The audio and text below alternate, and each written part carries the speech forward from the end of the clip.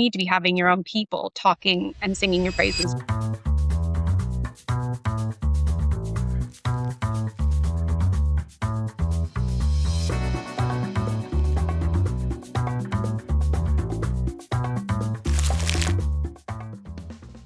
Hello and welcome to the latest episode of Do More With Less, where we talk to the world's top marketing leaders and thinkers to understand and share how individuals and teams are best responding to the blunt market instruction to do more with less. Today, I'm delighted to be with leading voice of B2B influencer marketing, Stef Lait of Sphere of Influence. Hi, Stef. How are you? I'm very well. Thanks, Mark. Hi, everyone. My understanding is we are absolutely privileged to have you, because absolutely everybody I know in B2B marketing keeps telling me, have you met Stef Lait? You've got to meet Stef Lait. And of course, we were introduced by somebody that we both respect greatly at a recent conference. But then I also spoke to my mate, Rich Fitzmaurice, at the weekend. And he said, have you met Stef Lait? I said, I'm interviewing her next week on the pod. How do you know her? He said, introduction came through Shane Redding, another person we greatly. So that, Luann Wise, Shane Redding, you've got like all these people whispering your name. So your sphere of influence, you're obviously doing very well for yourself. Thank you. Yeah, that's really kind. I think, yes, I started Sphere of Influence about 10 months ago, so still early days. But I've been in the agency world for many years, decades, here in the UK, but then also in Canada. So I did know, a few people. But yeah, definitely when you start your own company, you do a little bit more of the getting out there and trying to get Sphere into people's purview. So yeah, it's been really, really nice. Great feedback. I think often when you got your head down and you're doing work as well, you're just doing your job. And it's really nice to hear that, people are seeing that and appreciating that, just doing what you do. That's really kind. Well, people are talking about you. Now, listen, today we're going to be talking to our Do More With Less listeners and watchers about not the option of B2B influencer marketing, but the necessity of it, and how it's time to accept that it's no longer a choice of channel, but it's something that founders need to take very seriously and grow into if they're not already comfortable with it. So we've seen trust in B2B logos increasingly replaced by indifference for years, okay? Doesn't even matter if you're one of the really big guns. There's so many options for different business models, payment models, engagement models these days. What's the shift you think really drives that change? Is it generational about, the fact that people of my generation are being sort of surrounded by younger, sort of hipper versions of ourselves who are just more likely to want to hear from people? So is it generational? Is it an AI fatigue thing already, or is it something else entirely? I think it's a number of things. I don't think it's any one thing. I've been working in marketing like you for decades, 20 years plus now, and I've certainly seen this growth of, importance of getting personal recommendations, social clout, that growing over the years, and the diminishing of trust. We see the Edelman Trust Barometer every year comes out. We see that continue to go down, although I think it's stabilizing at the moment too, but it's still quite low compared to what it was like a decade, 2 decades ago. So I think that's always sort of been happening, and that trend's going to happen. And things are cyclical, right? They shift. So at the moment, it's about the individual that trust is up. But I think it doesn't help that in this day and age of, AI, and there's so many options, competition is rife. So people and stakes are higher. So especially in B2B, which is the industries that I specialize in, we're talking about millions, hundreds of millions of pounds of investment. And so for you to make the decision and your committee to make that decision is a huge thing. So I think more and more now we're relying on actual people that we know and trust. And, when I even reach out to people to work with, influencers, when I identify them and I speak to them, it even helps that we have connections in common. So they look for me to go, oh yeah, so-and-so. Or they might ask their friend or colleague, do you actually know stuff? You're actually connected. And they can say yes or no. And that actually matters. So there's like a second layer to our connections now. But yeah, trust overall is ever as important. And that's why influencer marketing in both the consumer and B2B space has really taken off. I mean, might have sounded flippant before, but I was being serious. The fact that Shane Redding and Luann Wise both told me, and then Rich Fitzmaurice as well told me that I should be in front of you and meeting you and considering you for podcasts, but also just being your friend. That comes with a huge amount of that comes with cast iron solid guarantees, right? And I don't know, maybe you think it would be neglectful or slightly, haphazard for any company to assume that when we're talking about trust, you look at the Edelman Trust Barometer every year and you know what it's going to say. You know where the declines are going to be. If any good news, it's about stability and having stayed the same. I think if somebody asked me tomorrow, what's your level of trust in corporates? It's such a general question. It's dead easy to go, yeah, low, right? But you also know that there are clearly businesses we trust because, as you said, the relationships we have in them, the people, the engagement, it might be really, really fundamental and boring. It might be just right price, delivery, always on time, utter reliability, or it can be to the point where you're speaking to somebody so regularly and engaged and working together and collaborating that they feel like friends or family, right? So that's probably, it feels like a worry or a potential concern for founders and marketers especially. If you are saying that the measure of trust in your business is down to individuals and their actions and their follow-ups and their intent, nothing to do with the brand, nothing to do with the values, nothing to do with the kind of culture of delivery, of response. Is that a worry? Have I painted it too extreme, or should that be something that we all have to think carefully about? Hello, sorry to interrupt. Do More with Less is a podcast and a webinar and a set of events that's made possible entirely by marketing resource group Orbital X. If you would like to know how we credibly claim many millions of pounds worth of pipeline influenced by our marketing resource group support and up to 60% of your closed won deals, give us a call, half an hour with one of us. Really happy to talk to you and explain how that works and how it might look for your business. Thank you for allowing this interruption. Back to the podcast. I mean, the extremes are good. Extremes are what get the headlines and get people interested. So by all means, but I do think it's both. It's a balance. So I would never say that brand is dead. Like, brand is still very, very important, and you should still 100% be investing in brand. But it's not everything now, and you need to have the backing of individuals, especially in B2B. Like, if I think about the brands that I worked with the 10 years I was with my last agency, I had relationships and trust with the people. So when I asked them, take risks on something, or if they were spending a bigger budget trying something new, they didn't trust, they did trust the agency, but they trust the agency because they trusted the people who put their name on the line and in some cases their career on the line to say this is going to work, or we're going to make it work as well as it possibly can.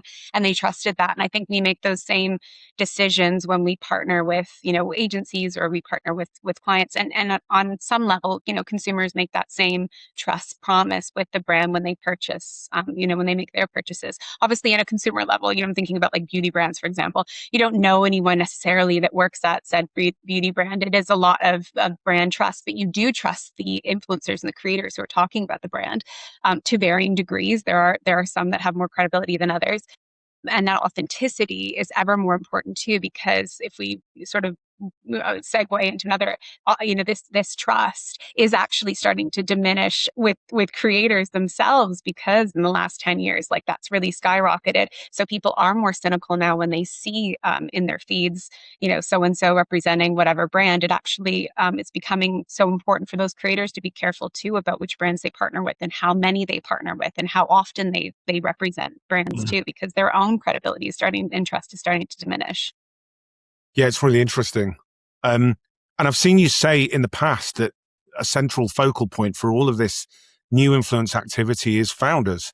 And you've said that founders often resist becoming the face of their own brand, which is weird to me. And maybe it's just the way I'm kind of put together, but it just feels weird. And I often advise clients to stand by and be the face and voice of their campaigns, because it will be so much more powerful that way.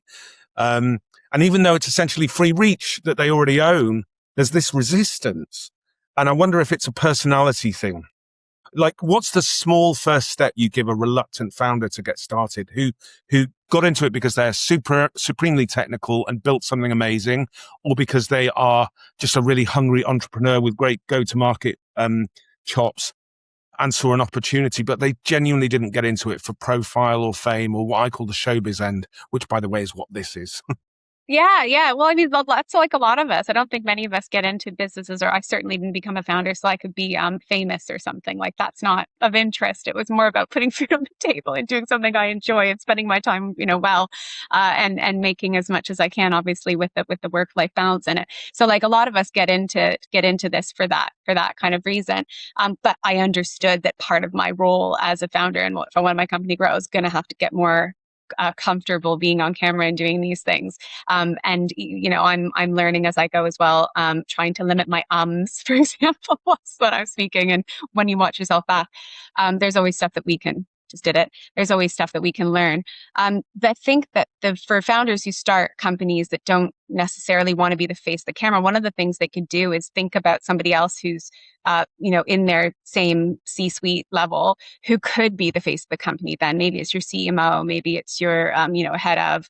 But I think it's important that you have some face of the company, some person that, people can get to know and trust and be the voice of your company. I think that's hugely important. A lot of CEOs or presidents that take on company roles, and that's a little bit different because you're seeking that role. So that expectation, I think, should be there that you're going to have to be front and center, and comfortable being that voice of the brand.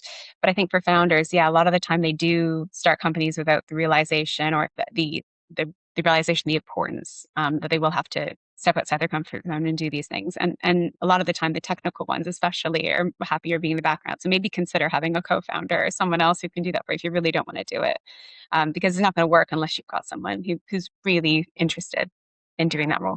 If you were being bullish, would you recommend to people that who are stepping into the role of founder for the first time that it now does whatever you say, it comes with the expectation that there's going to be this face of responsibility, that's as much a responsibility as any other part of the job?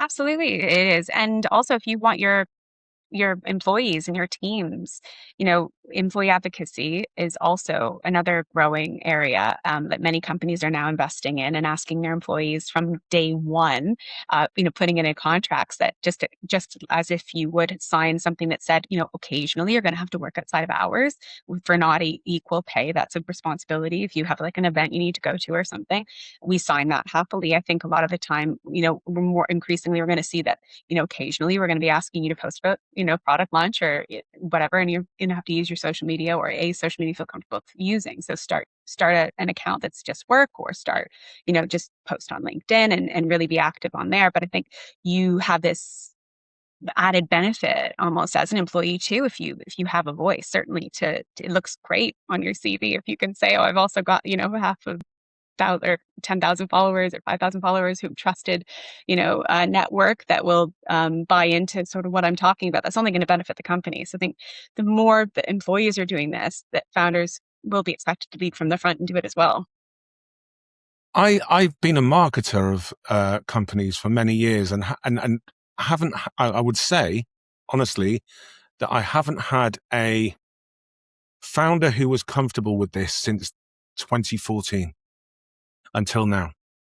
I'm Yeah, lucky enough that's to be at a wild. company in Orbital X where we have 3 founders, and they're all incredibly comfortable and willing and gifted at getting in front of the camera and speaking at events, hosting panels, sharing themselves, not just thought leadership and theory and practice, but sharing themselves. They're very good at it internally. They're supremely good at it externally, and it's a real blast of it's something I never thought of insisting on asking during interviewing for a job stage, but hearing you, actually, it's something it would have been good to know. Not a deal breaker, but the amount of jobs where we've had to proxy in for a reluctant founder to the point where we're almost, he gives us the keys, or she gives us the keys to their LinkedIn account, and we're ghostwriting and writing, and we'll, the time it takes to get approval on something we've written, rather than them just speaking into a microphone for 5 minutes and somebody building something out of it. Like, it's really demoralizing in a polite, we treat it politely. Yeah. We almost say, oh, he doesn't like to, so we do it for him. But it is actually demoralizing. And in the past, I've found it, again, on my most bullish days, on my most, on the on the days where I'm feeling there's enough to do already, and also that shouldn't be our job, really, it feels a little bit kind of, I don't know, I'm sure you'll not go this far, but it feels to me like a little bit pathetic, a little bit neglectful. Like you've got your job to do. We need you. You are the one that can turn tens of thousands into hundreds of thousands here with your story, your passion, your plan, your vision, your personal take on it, right? I could do it, but nobody really is wanting to hear from me in a company that's yours. Do you see what I mean? It was Absolutely. hard for the marketer. Yeah. And I think a lot of these people don't understand how important it is. And I think that if you could show them, stats and examples of other companies, other founders who are doing this work and what the difference means, they might be quite surprised. And I don't think any founder who realizes that would then go, well, it's still not important. Like they're going to prioritize like what matters gets done, right? They're going to prioritize the thing.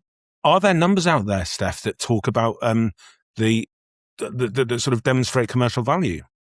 I'm sure there is. I mean, in a quick search, I'm sure AI can provide you with plenty of stats. Whether I trust them all, you'd have to do some research into it. But certainly, like we see with companies like Lovable, where the founder's been out front and center since day one, and also had quite a strong community approach. So they reached out to smaller communities within the UK. I certainly felt that front. I'm in the digital women's community, and almost all of them were talking about Lovable from day one because they had this partnership. So it spread far and wide because of its connections and this partnership through people and the trust that was developed there. So I definitely think there's plenty of stats to back up that this is important stuff. But just to pick on one thing you said about how it's a bit sad, or I can't remember the word you used, but there are lots of agencies who actually deliver this as their service.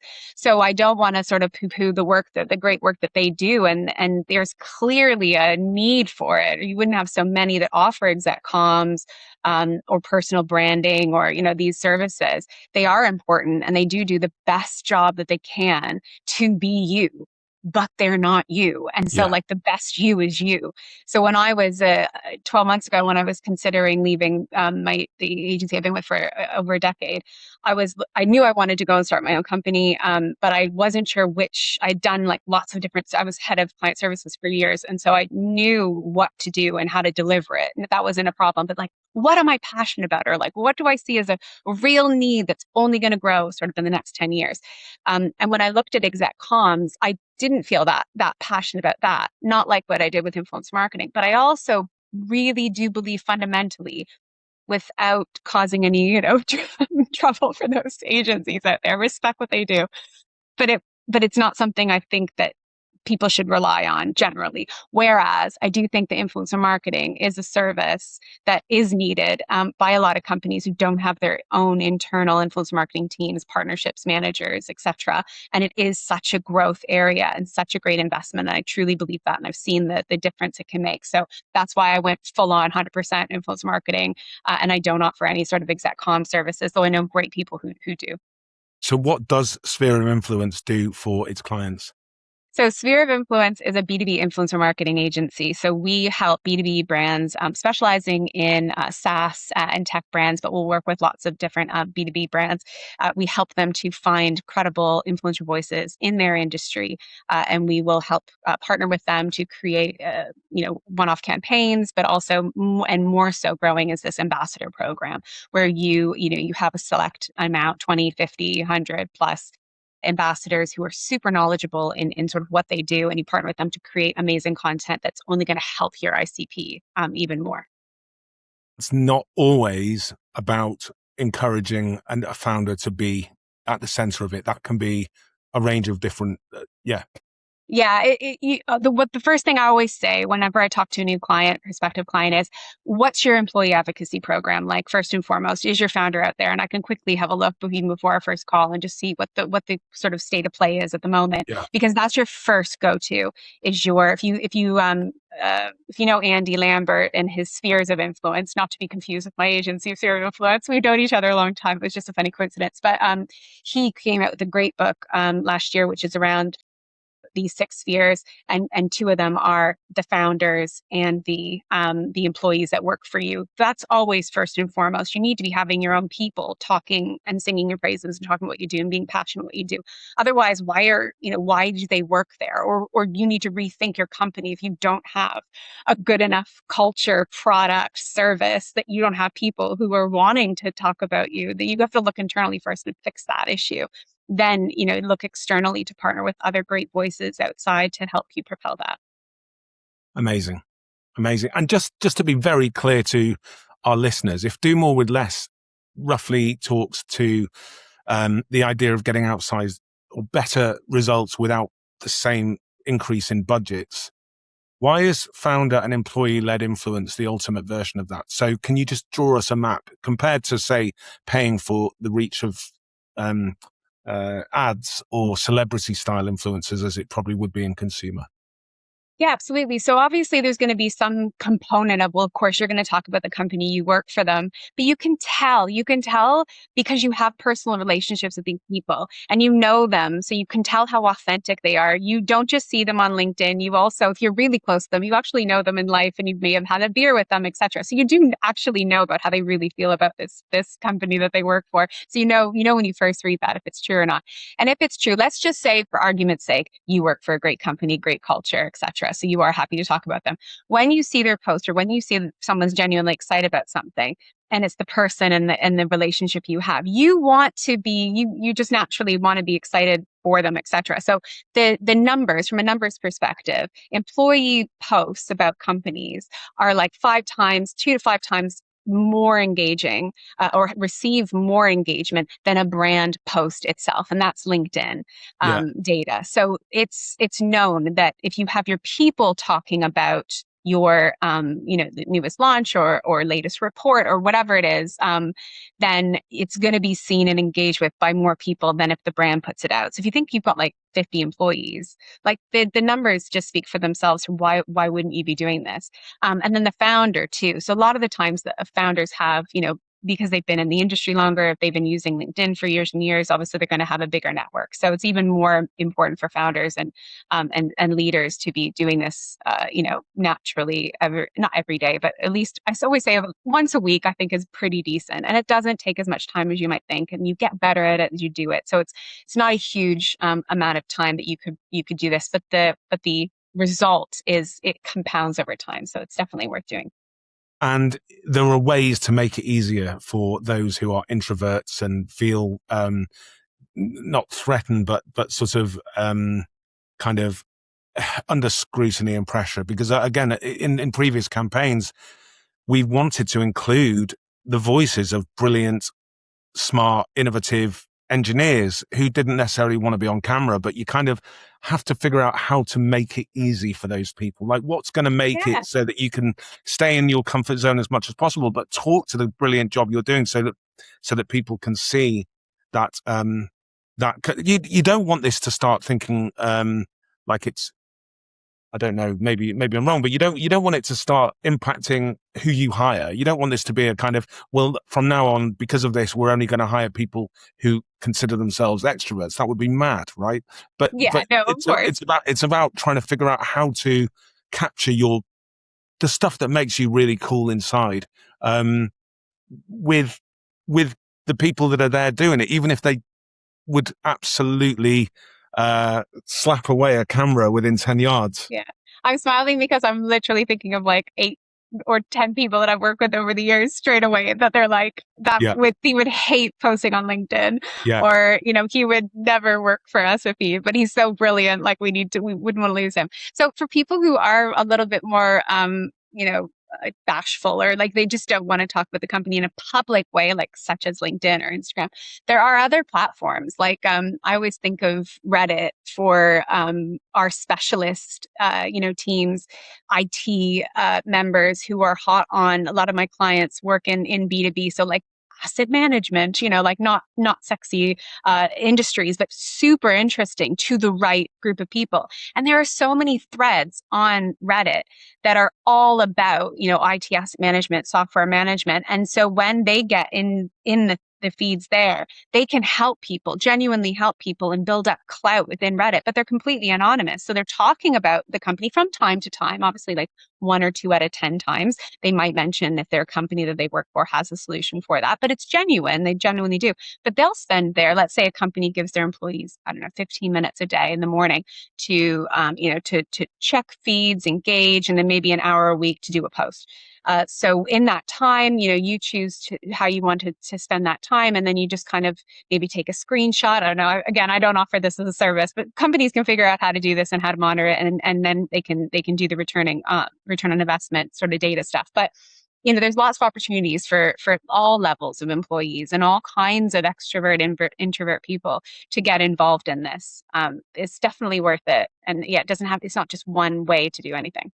And again, it's a do more with less strategy in that you've already got this stuff in house. You already own this opportunity. There's nothing here to buy. It might take time and resource, but it's not something that you need to think about incremental budget for. But it can be a powerful awareness builder, respect, credibility builder. That's the thought for our marketers. Correct? Yeah.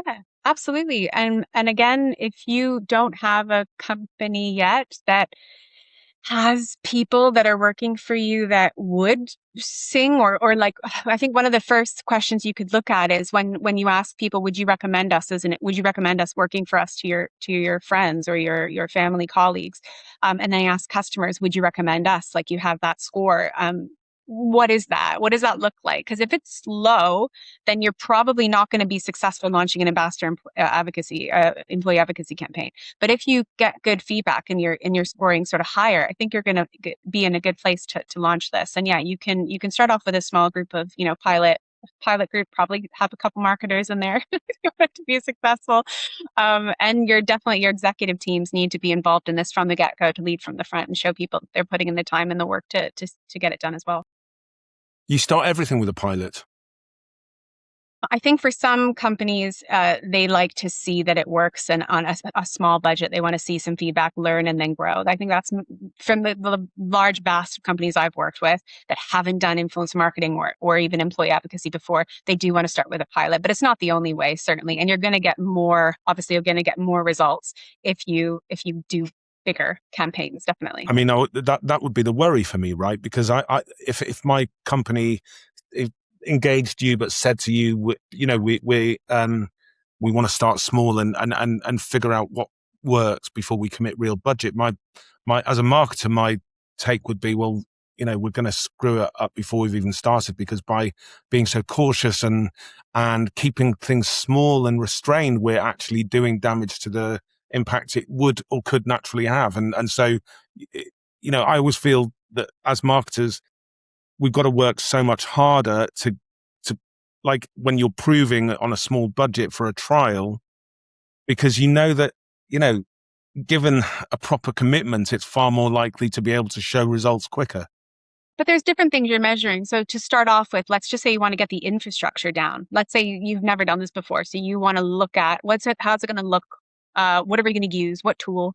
Is it a spreadsheet? Is it this? And you want to just build that first. I think then that's a huge success if you manage to build that program on a $25K budget, let's say, and then you can scale it from there. Because we know, yes, you will want to scale and you'll need to scale at some stage. But if you just want to get the fundamentals down right, look at what the success metrics are from the beginning. And as long as you're clear on sort of what you're trying to prove with what, and are those realistic? Going back to your SMART objectives, I think that you can show success. But you just have to, and then build as you go, and don't worry if it's not perfect. Just keep going and build on it. It's funny. We always think, I guess, I saw something from, I haven't read it yet. I'm saving it for my holiday in Croatia, but I saw Luann Wise write something about, with a headline that says, let's stop comparing ourselves to B2C. It's just not the point. And sort of, she's right, I guess. B2C doesn't call itself B2C, it calls itself marketing. And so we should actually just start marketing in our own right, as opposed to trying to figure out what is ours and what's theirs and what we can borrow and so on and so forth. But I note that even in B2C, this stuff isn't easy. This stuff really isn't easy. So rather crudely, when I was at Marketing Week as editor, and influencer marketing became the latest whisper, I was kind of unusually for me, I was unusually skeptical about what it meant. And I thought, well, hang on, if it's just making sure that your luxury handbag is in the hands of one of the wives and girlfriends of the World Couple, one of the elite supermodels, then isn't that just PR? And there was all this, it's taken a long time to get to this point where we can all pinpoint really what influencer marketing could look like when it's great. But then last year, I think it was last year, I don't know if you remember this, but the McDonald's CEO, in launching a new burger, came on and did a video in which he looked entirely uncomfortable.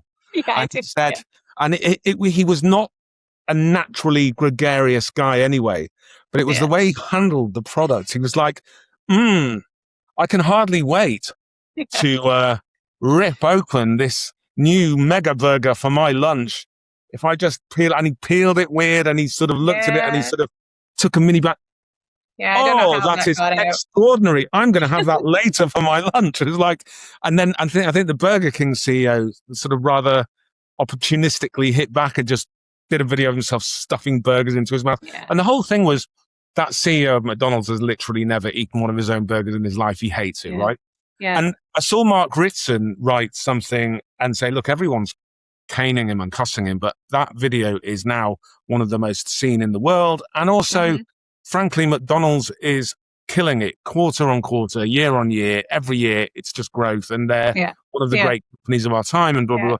So, but I note that if you're going to try and get into this, it doesn't matter who you are. It's not easy to do. It's just not easy to do. In London, where McDonald's is based, their headquarters has a McDonald's restaurant where they all go for lunch. And I would imagine it serves everything on their menu and maybe even more, but they all have to go to McDonald's for lunch if they every day. Well, I don't know if they have to, but that's that's what available. And, and so I just wonder what tactics founders need to think. Like we've talked about the big idea. Founder needs to be or think about how they can be an influencer.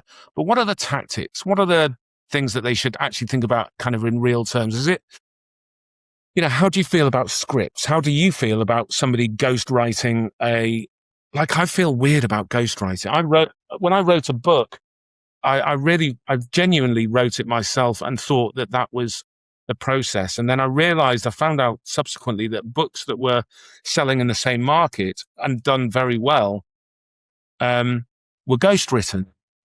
And, you've got authors sort of saying about their books, this is still my view, this is amazing, a bestseller, blah, blah, blah. And if you didn't have to be the one to edit 110,000 words down to 55,000 and still make it flow and still make it sound like you, or if you didn't sit up sweating in the middle of the night on deadline, kind of generally trying to find your take on something, is that how do you feel about the things that we need to think about? I suppose it depends on why you're doing it. So if I am actually in the process of writing a book, aren't we all? Mine is a fictional book about living in South Korea, which was a lifetime ago for me, and how I met my husband. But I'm doing like a fictional version of that where a Canadian goes over and teaches English and all this stuff happens, which some of it's true, some of it's not. But it's taken me like a decade. It's still a process, but I'm doing it because it's fun and I enjoy it for the most part when it comes to editing. And I'm not doing it so I can become like a best-selling book, whatever. I just had this idea. And I thought every time I tell this story of us, everyone goes, oh my God, that's amazing. Like, that's an incredible little meet cute. And you should write a book. And I'm like, oh, well, I actually am. Because I recognize it is a brilliant story. And then the actual writing of it is just something I do on the side. And I've read books about writing it, but it's a little pet project. But I do it because it's, the passion and because I want to do it. If I was writing a book about marketing, now influencer marketing, I'd be a little bit more interested in it, but I wouldn't say it was like the passion that I would be doing it.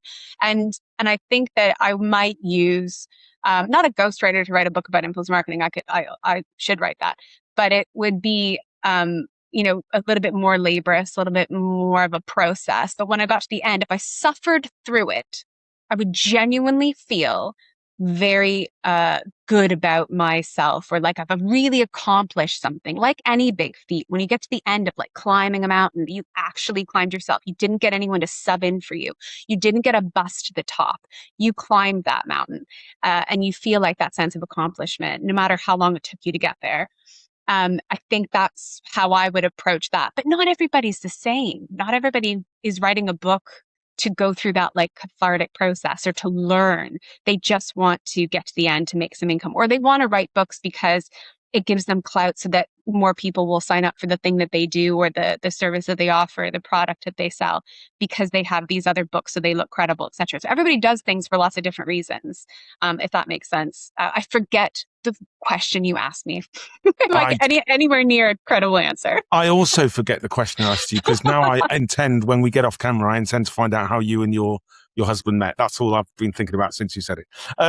Yeah. So basically, if there is one word that, I mean, we've talked about a number of things, but if there's one word that has been right at the start, right through, and has been almost the number one intangible golden egg of B2B marketing since it started, it's been trust. Trust, yeah. And that is talked about on conference stages and in public and in LinkedIn. Yeah. But we can sense as human beings when trust isn't there. You don't need to be told, or we don't need it demonstrated in a spreadsheet. You can feel it. And so go ahead. Well, I was just going to say it's so hard to earn, so easy to lose, like that. So once you've got it, you take care of it. And for brands, super important to, like we say about the guy at McDonald's, that story you shared earlier. What I love about that is, in that case, it actually worked for them, because McDonald's isn't a premium brand. The fact that he had this adverse reaction to eating it works for them in a really weird way. And I don't think it was on purpose. I just think for that example, it actually made their share prices go up, because it was so hilarious. And people genuinely do think McDonald's is pretty gross most of the time, but we still feed our kids and we still go for a treat. My wife has never, ever, ever, ever allowed my son. My daughter doesn't care one way or the other. She's not interested. But my son, who's taken in by food brands and fast food brands to the max, right? So I got him off KFC a long time ago because he was desperate to have it, by showing him their ad about the moldy burger. And I said, their whole ad was like, this is how our burgers look after a day, because we use fresh ingredients that go off, right? And so I showed him the moldy burgers. This is what they serve. Do you want this? What's supposed to happen? He was like, no, I don't want that. But he's always been a McDonald's freak. Deborah, my wife, is absolutely adamant, as a as a woman from a French Moroccan family of chefs. She was absolutely adamant. We do not take him to McDonald's, right? And I've always been the one that sort of. I've now and again taken him, and she's seen it on the card, so she knows it's happening. And we've but they were in Paris. The pair of them were in Paris this week, seeing her family, and she said, "I took him to McDonald's." I was like, "You took him to McDonald's in Paris, which is like your church?" And she said, "Yeah, he just wore me down." I said, "How did he wear you down?" And she said, "He kept going, Mum, the French fries will be really authentic here." Yeah. It's like, actually, Paris McDonald's is better. Is it really? I took my kids there during Easter after we were in Paris, and I was like, "This is actually all right." But I love that example, because I just wanted to make sure this was clear, because he was his authentic self. Yes. That to me made it okay. Had it been too construed, you said about scripted. I remember the bit about the book, again, being too scripted. Like with this conversation today, I was a bit like, oh, Mark hasn't sent any questions, but it's all right, because actually I'm being me. I haven't prepared anything. This is just off the cuff. This is me. And this is how I would be in a client meeting. This is how I would be in the moment. I think it's in some stages, writing a book, that's obviously important to prepare, because people are paying to get that value. But for a conversation like this, I think it's okay sometimes that we just talk naturally, and what comes out of our head is what happens, because that's us being our authentic selves. And you're going to get viewers, I think, are going to be more interested in getting that version of you than the prepared one where I sit here and I sort of read off I mean, that's not going to work at all.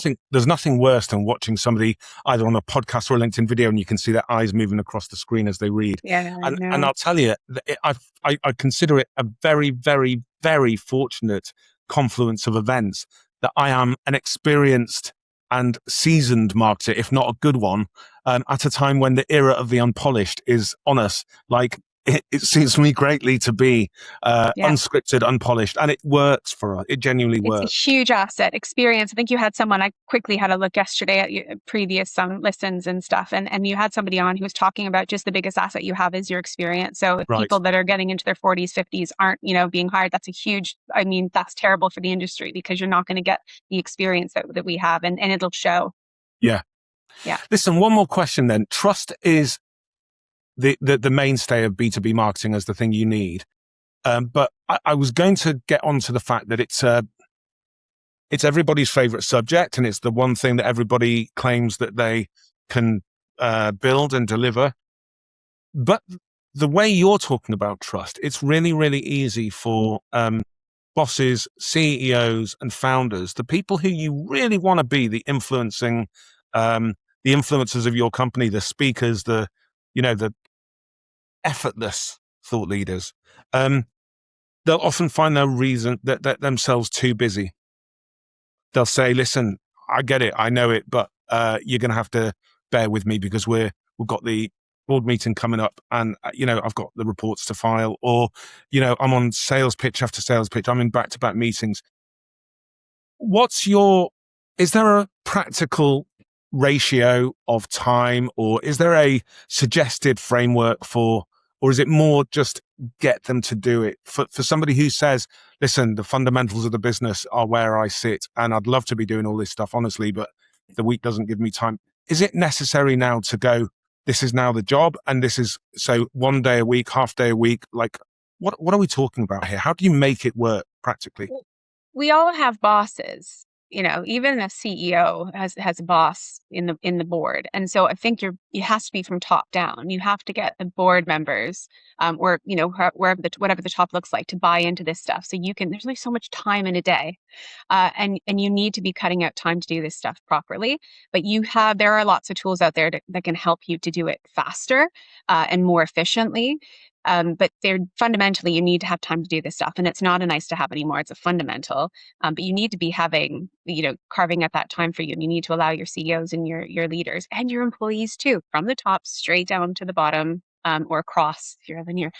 You need to be having this time for people and showing them how to do it and what it looks like, or else it's not going to get done. And measure it so that you can report back. So important to be showing how this is contributing overall to the business growth. Yeah. And for those of you listening with employees, I can assure you that having bosses able and willing and wanting to do this stuff really, really does pump positivity, enthusiasm, and aspiration into your employees. Your employees genuinely, desperately want to be proud of you. Yes. Stef, it's been an absolute gas talking to you. I've really enjoyed it, but we're now at like 42 minutes and I should let you go and be the best you available today. Thank you. It's flown by. Thank you for spending some time with us, and thank you for sharing with Do More with Less listeners. And I will see you again very, very soon. Thanks, Mark. Thanks, everyone.